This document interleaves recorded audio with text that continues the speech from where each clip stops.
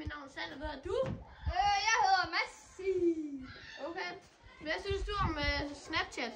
Altså sådan, de har nogle ting inde på Snapchat, men det er ikke så gode, så er det også at der bliver mobbet derinde og beskrive grimme ting. Hvad synes du om det?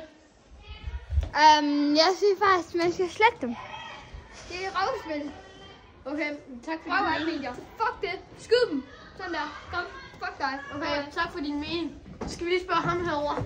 Hvad synes du om mobning og sådan noget inde på Snapchat? For det sker der meget af lige nu. Ja, men det synes jeg faktisk, jeg synes ikke, det er så slemt. På grund af, at der er, altså alle chatsene, de sletter,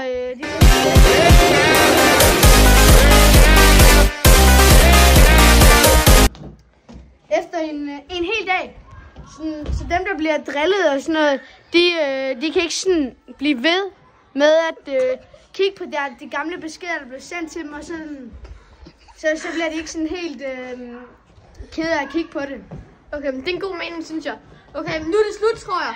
Vi har ikke flere interview lige nu, så jeg tror, vi skal slutte.